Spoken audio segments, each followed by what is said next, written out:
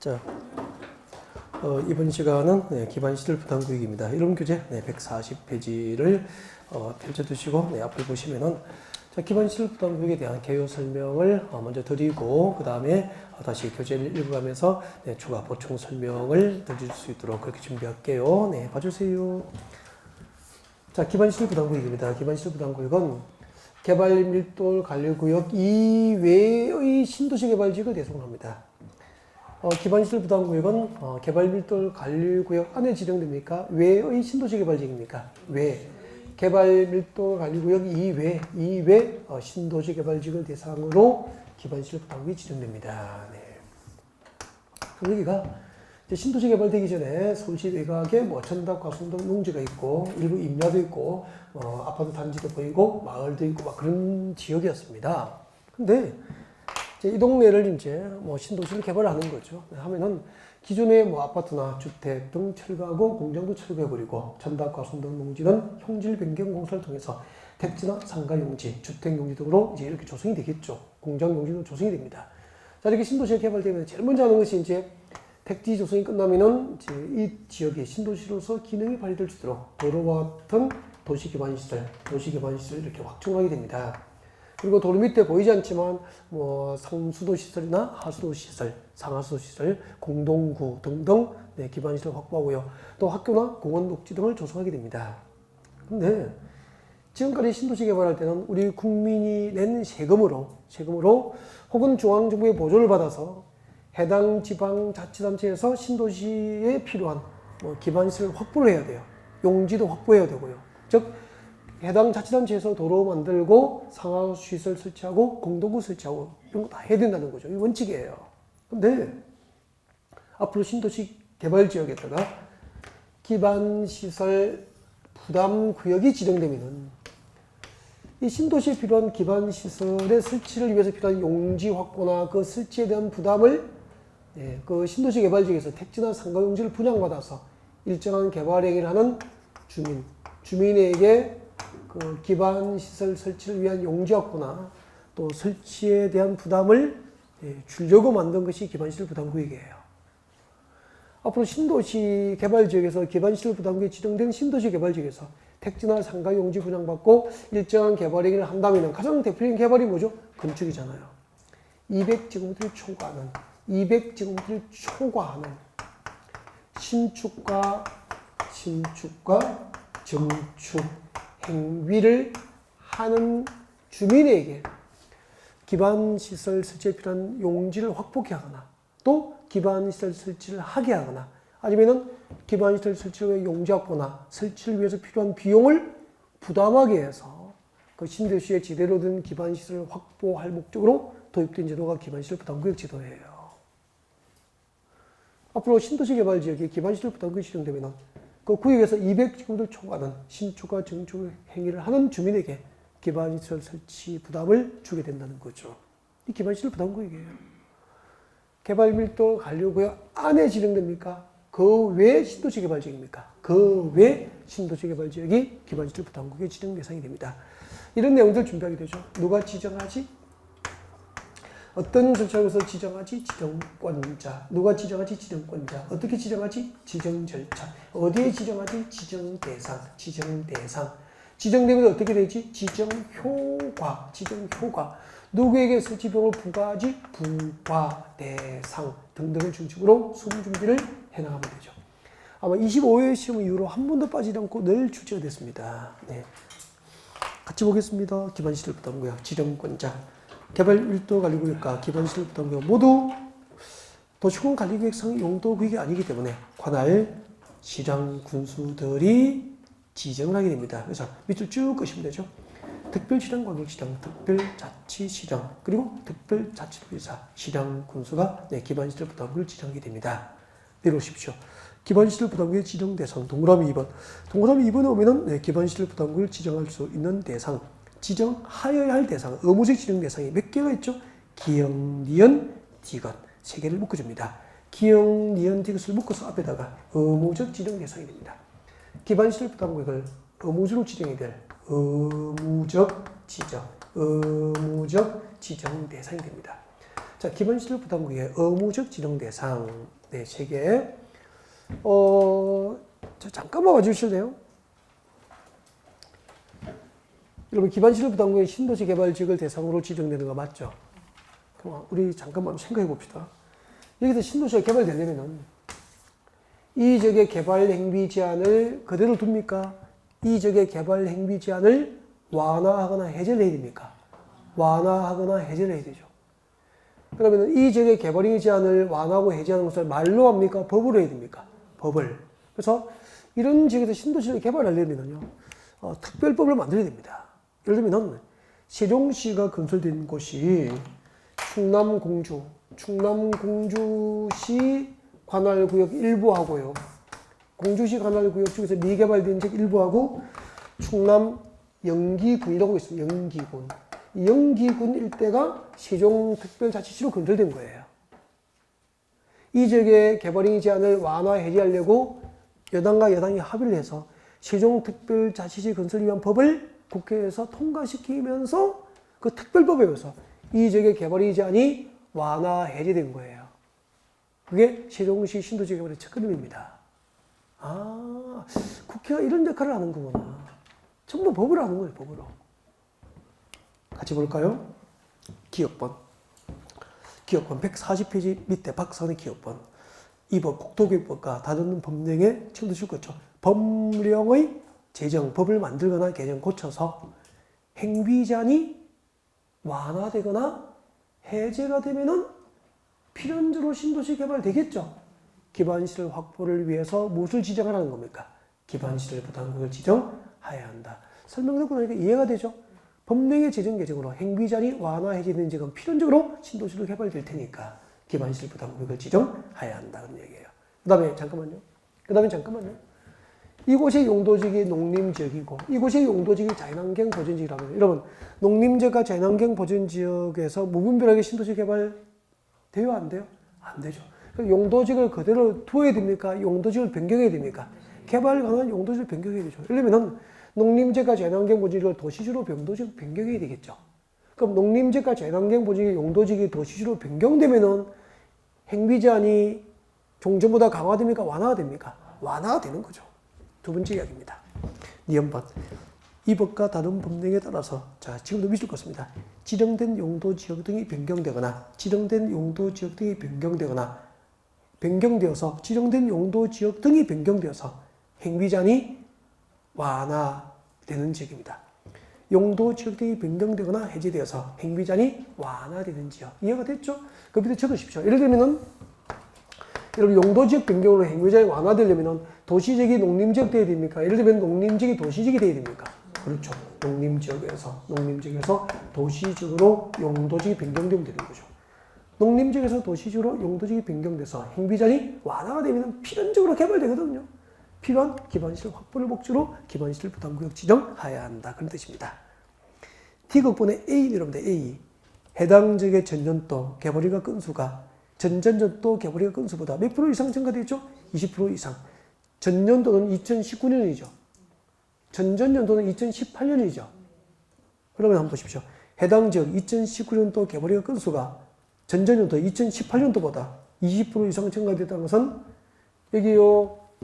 이 지역의 개발이 허가 건수가 전전년도에 100건밖에 안 됐는데 전년도에 120% 이상 증가돼 20% 이상 증가되는 거죠. 20% 이상. 120건 이상 증가되면 되잖아. 500건이에요. 500% 증가되잖아. 그럼 이 동네는 그만큼 개발이 건수가 폭발적으로 증가했다는 것은 형질 변경 많이 했다는 얘기고 형질 변경하면은 곧 건축이 이루어지는 거 아닙니까? 그래서 개발 밀도 관리구 지정하라는 겁니다. 해당 지역의 전년도 개발이가 건수보다 전년도의 개발이가 건수가 전전년도보다 몇 프로 이상 증가된 지역? 20% 이상. 다음 B번. 해당 지역의 전년도 인구 증가율이 그 지역에 속한 시군 전년도 인구 증가율보다 몇 퍼센트 이상 높은 지역이죠? 20% 이상 높은 지역이죠. 여기요. 여기가 부산광역시예요. 부산광역시 전체 2019년도 전년도의 인구 증가율이 2%예요. 라고 가정합시다. 2019년도 전년도의 부산시 전체 인구 증가율은 2%밖에 안 되는데 여기 부산광역시 연제구 무슨 동이 있습니까? 네? 아, 연산동. 쉬운 걸 두고 연산동. 감사합니다. 부산광역시 2019년도 전체 인구 증가율이 2%밖에 안 되는데 연산동, 연제구 연산동의 인구 증가율이 25%예요. 전년도에. 이 지역의 전년도 인구 증가율이 이 지역에 속한 시 전체 전년도 인구 증가율보다 몇 프로 이상 높죠? 20% 이상. 그 말은 연산동에 공장 많이 지은 겁니까? 아파트 많이 지은 겁니까?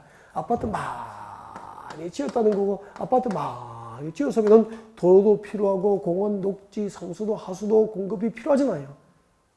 기반시설 부담구역을 지정해야 한다. 그런 얘기입니다. 그러면 개발 밀도 관리구역과 기반시설 부담구역의 지정 대상에서 퍼센트가 나오면 모두 몇 퍼센트? 20%. 끝. 수치 정리 끝. 개발 밀도 관리구역과 기반시설 부담구역에서 지정 대상에서 퍼센트는 전부 20%. 개발 밀도 관리구역에서 향후 기반시설 등 부족이 예상되는 거. 향후 몇 년 내에? 2년 내에. 넘어갔습니다. 142페이지 보십시오. 142페이지 제일 위에 봅니다. 142페이지 맨 위에 보시면 기반시설 설치 계획이 나와 있을 겁니다. 찾으셨습니까? 네, 기반시설 설치 계획입니다. 이런 거 읽어야 돼요. R. 특별시장, 광역시장, 특별자치시장, 특별자치도지사, 시장으로서는 기반시설 부담구역이 지정되면 다음에도 정하는 바에 따라서 줄 것죠. 기반시설 설치 계획을 수립하여야 하고 앞으로 관할시장으로서는 기반시설 부담구역이 지정되면 의무적으로 기반시설 설치 계획을 수립하고 이를 이 수립된 기반시설 설치 계획 아닙니까? 이 수립된 기반시설 설치 계획을 어디에 반영해야 됩니까? 도시공관리계획에 의무적으로 반영해야 돼요. 왜요? 어차피 기반시설 설치는 도시공관리계획으로 정철이 입안해서 설치를 결정하셔야 되니까. 이해하시겠죠? 앞으로 기반시설 부담구역이 지정되면 관할시장으로서는 의무적으로 무엇을 수립합니까? 기반시설 설치계획을 수립하고 그 수립된 기반시설 설치계획을 어디에 반영해야 됩니까? 도시공관리계획 입안에 반영토록 해야 됩니다. 내려오십시오. 저 밑에 동그라미 4번에서 리얼번 내려오셨습니까? 발표하시고요. 줄 거죠?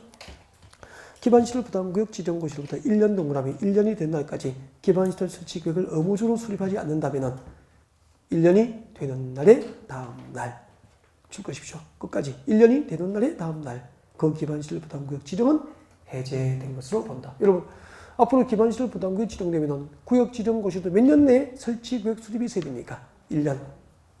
그리고 1년 내에 설치계획 수립이 없다면 1년이 되는 날의 다음 날 기반시설 부담구역 지정은 해제된 것으로 본다. 우리 앞 시간에 지구단위 계획구역의 지정이 결정고시면 몇 년 내에 지구단위 계획 결정고시가 있어야 되죠? 3년. 기반시설 부담구역이 지정되면 몇 년 내에 기반시설 설치 계획 수립이 있어야 되죠? 1년. 다음 수립기준 5번 읽고 지나가면 돼요. R. 특히 박산의 기업번을 읽고 지나가면 됩니다. 줄 것이십시오. 기업번, 박산의 기업번. 기반시설 부담구역은 기반시설이 적절하게 배치될 수 있도록 최소 10만 주 이상 규모로 기반시설 부담구역을 지정해야 됩니다. 알겠죠?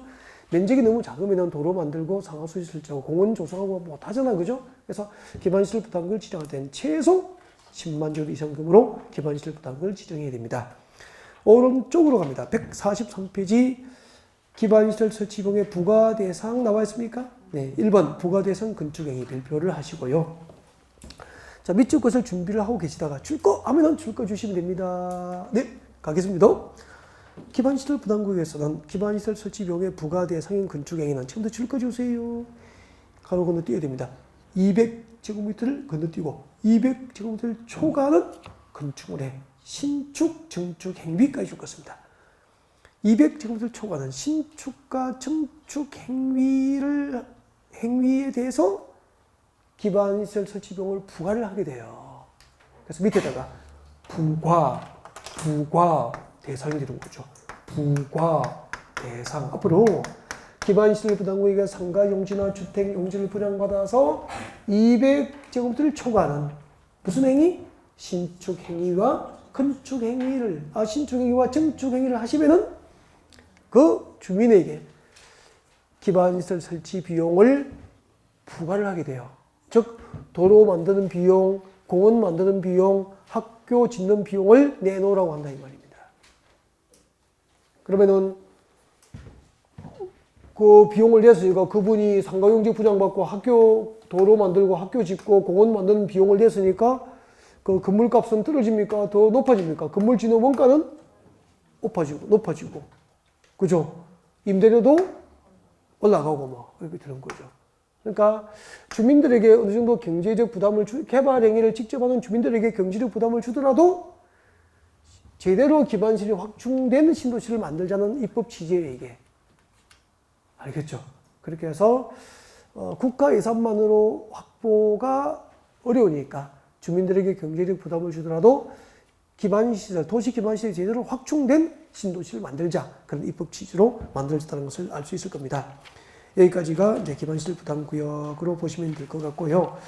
나머지 중요한 것들은 네, 다시 이제 진행을 하기로 하고 147페이지에서 하나만 체크하고 이제 기반시설 부담구역 마무리해 버릴 거예요. 자, 기반시설 부담구역 147페이지 하나만 체크할게요. 147페이지 오면은 동그라미 2번 찾으셨습니까? 147 딱 중간에 있는데 동그라미 2번 심화학습 바로 위에 보여요. 동그라미에 납부기한 나와 있죠? 별표하시면 됩니다. 별표 읽어볼게요. 칠 거지 마십시오. 특별시장, 광역시장, 특별자치시장, 특별자치사, 시장 군수는 납부 의무자가 자 지금도 칠 거죠? 국가 또는 지방자치단체로부터 건축후가 가을 건너뜁니다. 건축후가를 받은 날부터 2개월 이내에까지 줄 거예요. 2개월 이내에 손 떼고 기반시설 지병을 부과를 해야 됩니다. 밑에 찍으십시오. 부과 시기. 부과 대상이니까 시기입니까? 부과 시기. 국가나 지방자치단체로부터 건축급상 건축후가를 받은 날부터 2개월 내에 설치비용을 부과를 해야 돼요. 그리고 자 부과를 받으면은 설치비용을 부과받으면은 납부해야 되겠죠? 그때 납부 의무자는 다음 줄 것입니다. 사용 승인 신청 시까지 이를 내야 한다. 줄 것이십시오. 사용 승인 신청 시까지 이를 내야 한다. 밑에도 적으십시오. 납부 시기. 비용을 납부해야 될 시기. 납부 시기가 됩니다. 이걸 정리해 볼게요. 정리해 보면은 자, 고개를 들어 보십시오. 여러분, 자, 고개 들어 주시고요. 자, 할게요. 여기요. 앞으로 기반시설 부담구에서 택지나 상가용지 분양받고 일정한 개발 행위를 하는 주민에게 기반시설 설치 비용을 부과합니다. 얼마죠? 200제곱미터를 초과하는 건축행위입니까? 신축, 정축입니까? 건축하면 틀려요. 신축, 정축 행위를 하는 자에게 설치 비용을 부과합니다. 이게 뭐죠? 부과 대상이 되는 거죠. 부과 대상. 그 밑줄 그거 들었잖아. 네, 그 다음에 신축과 정축이 궁금하면 건축급식을 배우게 됩니다. 기다려 주시면 돼요. 그리고 신축과 정축은 건축급상 건축이거든요. 그러면은 건축법에 따라서 건축을 하려면 그냥 해야 됩니까? 허가권자로부터 건축을 받아야 됩니까? 신축과 정축 행위를 하려면 건축법상 건축 허가를 받아야 돼요.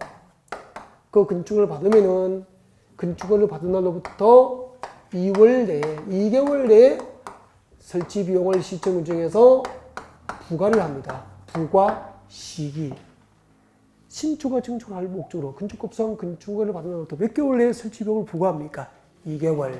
그 다음에 신축과 정축이 끝나면은 건축법상 준공사를 받게 되는데 건축에서는 준공사를 말을 안 써요. 뭐라고 하죠? 사용승인. 그래서 신축과 정축 행위가 끝나면은 준공사를 받아야 됩니다. 즉 사용 승인을 받아야 되는데 그 사용 승인 신청 시까지는 부과받은 설치 비용을 납부를 해야 돼요.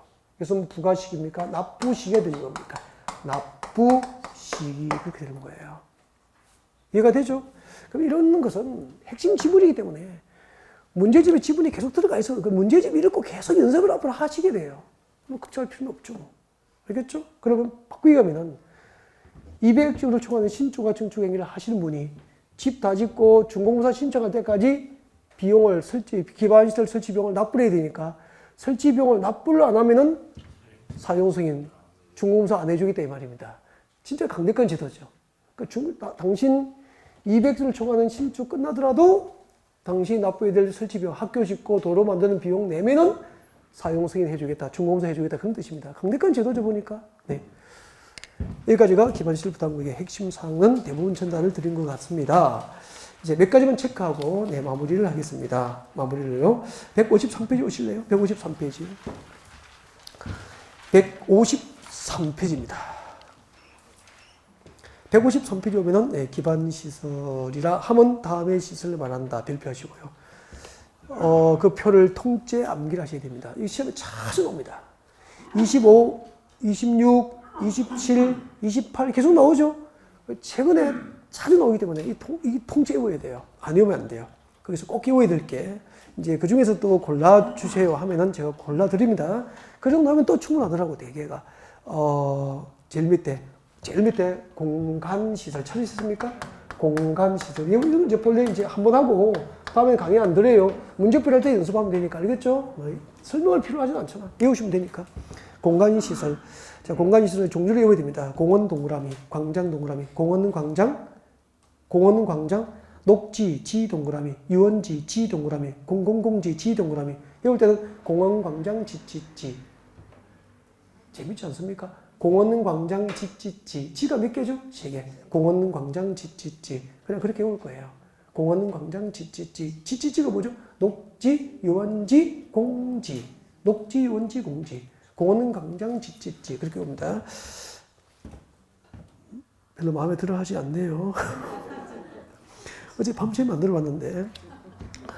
보건위생시설 올라갑니다. 보건위생시설. 통째 외워야 되죠. 장사시설. 장사시설은, 잠깐만요. 이 작년에 법이 개정되었어요. 개정돼가지고, 화장장, 납골당, 장례식장, 장의사, 봉안당, 이런 것들을 하나로 묶어서 뭐로 만들었습니까? 장사시설로 한 거예요. 이름이 그렇게 바뀐 거예요, 작년부터. 알겠죠? 장사시설. 그리고 도축장 줄 거면 되죠. 종합의료시설. 그래서 보건위생시설 제목을 보건위생시설 밑줄 것이고 보건위생시설 이렇게 이해하면 되죠. 적으십시오. 주검 관련 기반시설. 주검 관련 시설. 맞잖아요. 주검 관련 기반시설이에요. 주검에 관련된 시설은 뭐죠? 보건위생시설. 보건위생시설은 주검 관련 기반시설입니다. 주검에 관한 기반시설입니다. 그 다음에 그렇게 알고 계시면 되고요. 제일 시험 많이 나온 게 환경기초시설이 제일 많이 나왔습니다. 환경기초시설 별표. 환경기초시설이 시험에 참 많이 나왔고요. 자, 환경기초시설 이렇게 올 거예요. 하수도 할 때 하 동그라미, 하수도 하. 폐기물 처리시설 폐 동그라미. 그리고 저 뒤에 수질 오염 방지 시설 수 동그라미. 그 다음에 폐차장 할 때 폐 동그라미. 빗물 저장 및 이용 시설 작년에 신설됐거든요. 작년에 네, 빗물 동그라미. 그렇게 해서 옆에서 살짝 찍어 보십시오. 옆에 살짝 암기하는 방법. 하수 폐 하수 폐 그렇게 옵니다. 하수 폐 세상에 정면은 하수 폐 그렇게 없거든요. 빗물 저장 및 이용 시설 작년에 신설돼 가지고 하수 폐 그 다음에 눈물입니까 빗물입니까? 빗물 이렇게 적어야 됩니다. 하수 폐 빗물 별로 마음에 들어 하지 않네요. 하수 폐 빗물 그렇게 옵시다. 하수 폐 눈물입니까 빗물입니까? 빗물. 하수도 수질 오염 방지 시설 폐기물 처리 및 재활용 시설 폐차장 빗물 저장 및 이용 시설 연습은 조금 하셔야 됩니다. 객관식이니까 보고 기억날 정도 해두셔야 돼요. 하수 폐 빗물. 공원 광장 하수 폐 빗물이죠. 그 다음에 방제시설 발표하시고요. 제가 체크해드린 정도 이게 마지막입니다. 방제시설 발표하시고 방제시설도 좀 자주 나와요. 하천할 때 하 동그라미 합니다. 유수지할 때 유 동그라미 합니다. 그러면은 하유 그렇게 되죠. 저수지는 세 글자 모두 동그라미 합니다. 저수지는 세 글자 모두 동그라미 합니다. 그 다음에 방제시설, 방은 막을 방자 쓰겠죠. 제가 뭐죠? 제는 재거든요. 그래서 방제시설은 재를 예방하기 위한 기반시설이에요. 그게 방제시설이라고. 재를 예방하기 위한 시설이 방제시설이거든. 그래서 그 뒤에 보니까, 저수지 뒤에 보니까 전부 방화설비 방동그라미, 방풍설비 방동그라미, 방수설비 방동그라미, 사방설비 방동그라미, 방조설비 방동그라미 계속 방방방 합니다. 그래서 방제시설 이렇게 합니다. 저수지 방방하유. 야, 진짜 부산 사람은 안 웃네. 저수지 방방. 저수지 방방하유. 그래서 빵 터져야 되는데, 아, 진짜. 대전에서도 큰 웃어 줬는데. 방제시설, 저수지 방방하유. 나만 나쁜 사람 된 거다. 그렇게 오시면 됩니다. 넘어가겠습니다. 다음에 안 웃어주면 이제 삐질 거예요. 다음 주에. 그 다음에 155페이지입니다. 155페이지. 155페이지 오셨습니까? 네, 155페이지 오셔서, 도시군 계획 시설 나와 있습니까? 이거 밑줄 거요. 연습 많이 한 거죠. 기반 시설 중에서 뭐죠? 도시군 관리계획으로. 기반 시설 중에서 도시군 관리계획으로 결정된 시설을 뭐라고 합니까? 도시군 계획 시설. 용어 정의 많이 했죠? 네, 여기까지입니다. 오늘 진도는 여기까지고, 다음 주에 오면은 이제, 도시군 계획시설 설치 관리 등으로부터 이제 다음에 또 진도를 받아갈 수 있도록 그렇게 준비를 하게 됩니다. 네. 여러분, 고생 많으셨고요. 네, 다음 주에 뵙겠습니다. 수고하셨습니다.